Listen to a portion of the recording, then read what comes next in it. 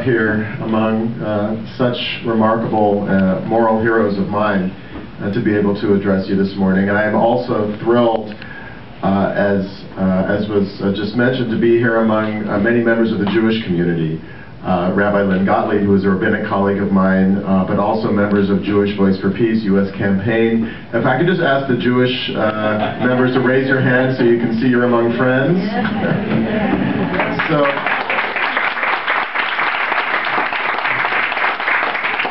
I think this is crucially important. My name is Brant Rosen. I'm the rabbi of a congregation in Evanston, Illinois, in the Chicago area. I'm also the co-chair of the Jewish Voice for Peace Rabbinical Council. And I am someone who considers my primary spiritual home to be the American Jewish community. And I'm here to tell you, if I have one thing to tell you, it is that our community is not monolithic on any issue, and it is certainly not marching in lockstep on the issue of church divestment.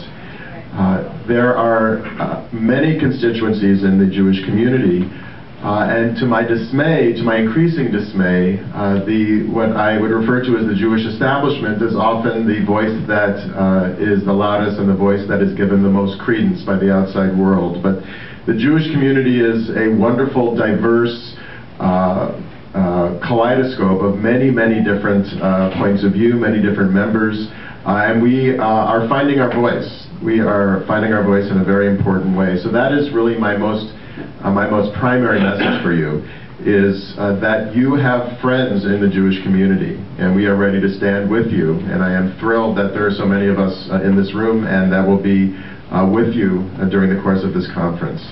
I grew up in the American Jewish community. As I said, it's my home. I grew up for most of my life as a liberal Zionist, and I identify with Israel. I've identified with Israel for pretty much my entire life, and I visited more times than I can count. But the trips that invariably that I took were these hermetically sealed trips on one side of the Green Line that presented one image of Israel.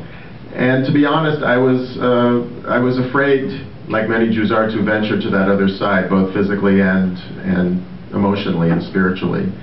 But what really caused a transformation in my relationship to this issue was meeting Palestinians like Daoud and Alex and Sandra and many others, and getting to know them as individuals, visiting their communities, and most important, seeing face-to-face the intolerable situation on the ground that is allowed to continue. That has caused, for me, an important political and spiritual transformation, and I believe that transformation is occurring in the Jewish community as we speak, especially among the younger generation. There is a different relationship to this issue, and we are finding our voice. We are also finding engagement with like-minded spiritual colleagues such as the United Methodist Church. I have found that it is possible to engage in this issue in a new way. I ended up taking 20 members of my congregation last year, a little over a year ago, on a trip that only visited East Jerusalem and the West Bank. We visited Daoud at his family's farm, among other places. And I knew that, like me, if I could get my congregants there to see it with their own eyes, they would understand why this has become so important for me. And it has been. It doesn't mean that we are monolithic within my congregation. I don't speak for my entire congregation. But we do believe that there should be a place for all voices in the Jewish community. And I would like to think that what we're trying to do, and it's very difficult, is to create a model for the Jewish community where we can truly engage honestly on this issue. I've been saying a lot about engagement, and I want to just say a few words about that. I think it's important to engage. I think it's important to create new relationships. On the issue of Israel and Palestine, there has been a great deal of engagement. There's been political engagement. There has been investment economically in peaceful pursuits in Israel-Palestine. But I want to say that if you are out to create real and lasting change, engagement is not enough. I come from a spiritual tradition, as you do, that says do not stand idly by. And in Hebrew, the words Ad Libai can also mean do not profit from the blood of your neighbor. That is a very, very important spiritual imperative, especially when you see that engagement is not working. And up until now, engagement has not worked. It has not managed to shift to the oppressive status quo on the ground. And that is why something like a selective divestment is so crucially important, that we not profit from the blood of our neighbors. And it is painful, and it's difficult, I know, for many Jews, but I am here to tell you that I am saying to my Jewish colleagues, we have nothing to fear from friends like our friends in the United Methodist community and the Kairos Response, that they are our friends and they are our colleagues in this work, and that we have nothing to fear from them. In fact, it is time to let go of our fear when we do as a result of doing this work. So I am honored to be with you. I am humbled to be with you, and I want you to know that that there are many in the Jewish community that stand together with you in this very sacred work that we're doing together. Thank you so much.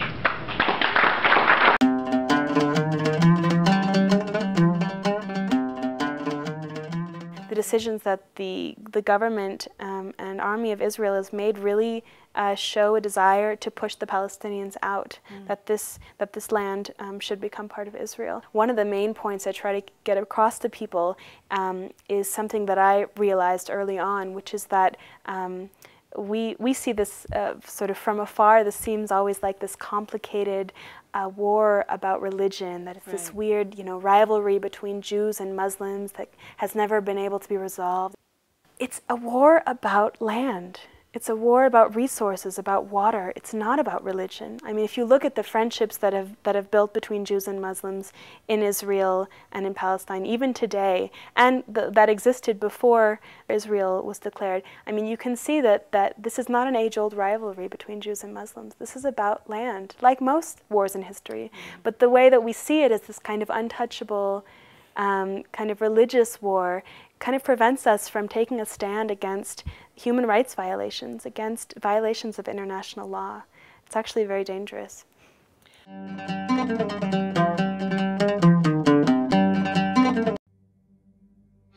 How do you understand history? Who controls the message? Is the media muzzled, lazy, confused, manipulated? How do you create personal and political change? I invite you to join me in exploring one of the most pressing and complex issues of our day. In '48, there was a lot of fighting around our house. My eldest sister was shot. A bullet come over our heads. In 1967, I would call it the transformation from childhood to hell. After the '67 war, if you weren't physically in the place where you were, you had no right to live in that place. They're Palestinians, refugees. This can't go on for much longer. People's eyes are beginning to open to what Israel's doing.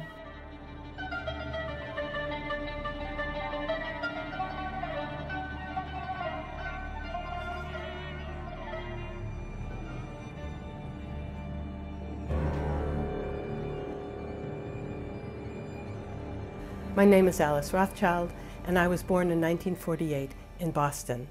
I'm an American Jew, interestingly enough, born the same year that the State of Israel was founded. My parents were first-generation Americans who instilled in us a sense that Jews were a distinct and often endangered tribe. This Jewishness soon became grounded in our love for Israel. But as I grew up, I realized I had never actually met an Arab before, and I only knew one side of this complex historical narrative. Starting in the 1990s, I began an active search for the voices that I had never heard. People accuse my film of being unbalanced, and what I try to explain is that this is the history that you haven't learned. So I didn't try to make the history of the world, I tried to make the history of the people that you don't usually hear. So balance is a very tricky thing, but thank you for that comment. This is not a Jewish story or an Arab story or a Muslim story. This is a universal story, and we all need to be interested in it. And in terms of the role of Christians in the United States, I mean, if you look at the Christian Zionist movement, who are actually a much more powerful movement than the Jews, Christian Zionists are very supportive of the settlements and the growth of settlements in the occupied territories.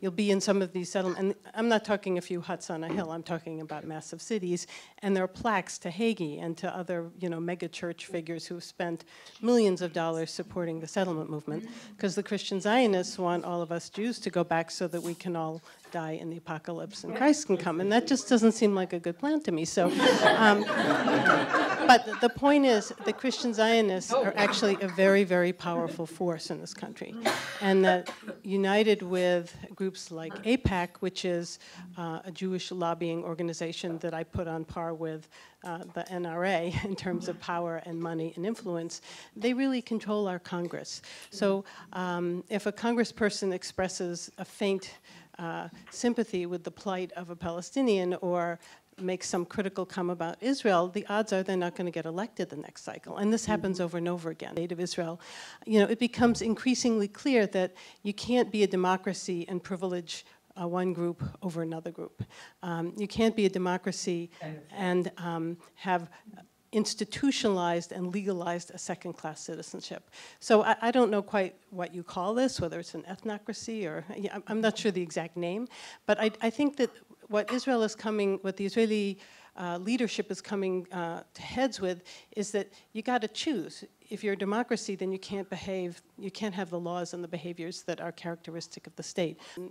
Building settlements and Jewish-only roads and Jewish-only bus systems. I mean, these are political, moral questions. This isn't about whether people are Jewish or not. And so what I think one of the big problems is that no one wants to be called an anti-Semite. I mean, that's a horrendous thing to call someone. But that, just like the Holocaust, that is being used to muzzle people. And so what I suggest to people is that if you're not a Jewish person and you're making principled criticism of the behavior of the Israeli government or the Israeli Defense Force, find your Jewish allies, stand together, because if we all stand together, we can protect each other. I mean, if someone calls me an anti-Semite, it doesn't do anything for me because I'm Jewish, and it just doesn't, they call me a self-hating Jew. I also don't buy it. So it doesn't have the power to shut me up, but it could have the power to shut you up. So if I'm standing with you, then we're in this together. And so I think, the power of groups like Jewish Voice for Peace, which is a national organization, you should go on their website if you're not familiar with them. So I do think that if you're in the mainstream Jewish community, there is, in most communities, a very clear-cut line where if you support BDS, you will lose friends. And this is what I consider a great tragedy. And what I often say to people is, the way that I look at this conflict right now is that Palestinians have been living under occupation for, since '67, and we could, go back to '48 to colonization, but I don't start there.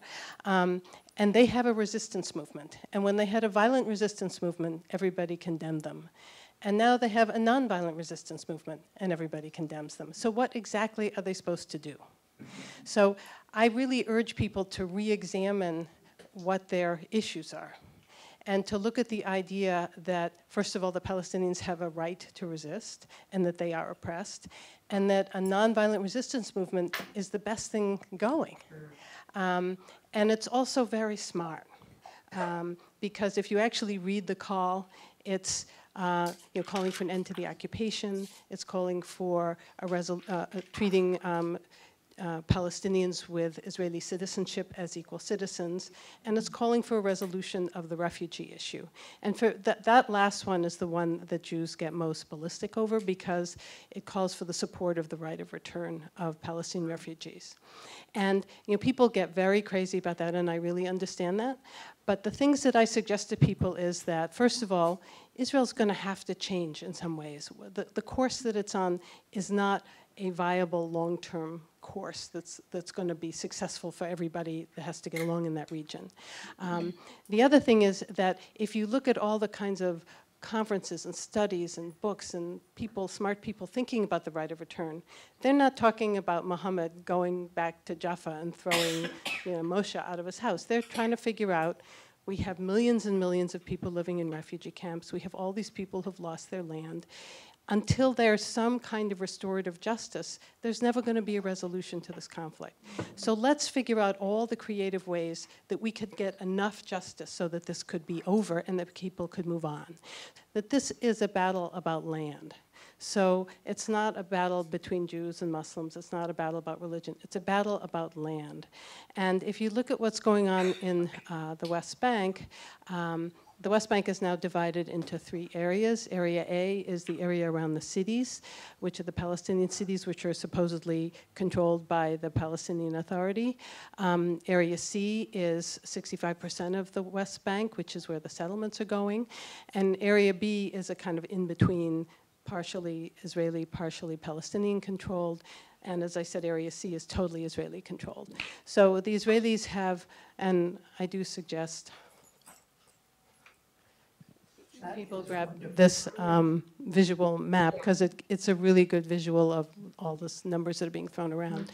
But if the Israelis now control the Jordan Valley, and they control the settlements and all the areas around the settlements, and they control the 7 to 8% that they got in the first war. Basically this is about taking land and putting facts on the ground and growing the number of places that Jews live, the Palestinians don't live. And so I think it's good to understand that this is a battle about land. I think that there are many Jews that really don't know and that have never heard the word Nakba, and that just have sort of willfully closed their minds to this history because it's too difficult and too painful and too challenging. And the irony for me as a member of the Jewish community is that Jews are so progressive on civil rights and gay rights and environment and all the other things, but when it comes to this, there's sort of a closing of the brain for a lot of people. And I'll just end my little comment here with, we were having an event in Boston, and there was this guy who was a professor, and he was a leader in the Jewish community. And one of my friends said to him, why is Zionism so important? I mean, Zionism is a fairly recent development. I mean, when the Hillel started in the college campuses, they were not Zionists, which is most people don't remember. And then it became much more, you have to be a Zionist to be a Jew. And he looked at her and he said, you don't understand, Israel is the religion. And so in a lot of Jewish communities, there's a confusion between the religion and the country and the political movement of Zionism. And I think that that's a real disservice, first of all, to the religion. And it also means that we can't have an intelligent conversation about Israeli governmental policy and Zionism, which we absolutely need to do. Just like we need to have a conversation about US policy. I mean, you can be a patriotic American and oppose almost everything the US government does abroad, and you're still a patriotic American. We have to be able to have those conversations, and it's really hard to do in the Jewish community. I mean, I've talked with people who say there's no occupation. And if you look at the legalities of this, when the Israelis occupied the West Bank and Gaza, they made a very careful decision not to call it occupied. They call it acquired. And because it's acquired, it doesn't have to go according to the rules of occupation, so you can settle it. So, you can play with the language and make it into something that it's not. But this is the battle that we need to work on. This is why education is so critically important. So thank you. Thank you. We have Jimmy Carter, who used the word apartheid. So now you say the word apartheid and less people get totally freaked out. You have a war, and everybody's got their smartphones, and they're sending you documentation minute by minute of exactly what's happening. So a huge amount of history that used to be totally invisible is now visible. You have a huge nonviolent resistance movement in Palestine that has now gone international, that has organized major boycotts and sanctions, boycotts and divestments around major global industries that are having an impact. I mean, Veolia, which is a huge global industry that does transportation and garbage dumps and all sorts of stuff like that, lost their contract in Boston to do the school buses. And there was a unity between the unions that were getting screwed and the activists on Israel-Palestine who were saying, wait a minute, they're building Jewish-only trains and buses, and they manage a huge garbage dump in the West Bank, and this is an immoral company. And they lost the contract. So there are over and over again companies that have been affected by the BDS movement. There's so much more awareness. The Palestinians are talking about going to the International Criminal Court. There are Israeli generals who are afraid to go to Europe because they're afraid they're going to get arrested. I mean, the tenor is changing. Because Dorothy said, if you're throwing a stone, you're not nonviolent. And the sort of message that I got was that, first of all, again, picking up a stone and throwing it at a tank is a way to claim your humanity, to be defiant, to maintain your self-esteem, and to also say, I own this stone, this is mine. And that there's also a very long tradition of throwing stones as a form of protest. And so we had these debates endlessly about whether, so I now call it unarmed resistance because a stone is not a military weapon. And you know, it's very clear that if you throw a stone into an oncoming car and it breaks the window, people could die. But 99.99999% of the time, this is a 15-year-old throwing a stone at a tank. And that 15-year-old will end up being arrested in the middle of the night and spend 6 months in jail. And that's what happens over and over again. So what do I see for the future? You know, I don't know how it's all going to turn out, but it seems to me that whatever political solution we have for the future has to be based on human rights for all. And whether it's 2 states or 1 state or federation or whatever it's going to be, and I really honestly don't know, it has to be based on equal human rights. And if we can get that as the foundation, then I think it's possible for everybody to work together to actually get to a peace ending. And also, I think that what's been proven is that the people there haven't been able to solve it. So this is going to take international pressure and grassroots pressure, and people are melting here. So I'm going to stop, and hopefully we can get the air conditioning on, and I'll meet you. So for Jews, being victimized by an outside Christian culture, it's part of our core identity. We all feel like we all experienced the Holocaust and we all survived the Holocaust. For Palestinians, the Nakba is also a huge catastrophe. But for Palestinians, there has never been an opportunity to have closure on this trauma.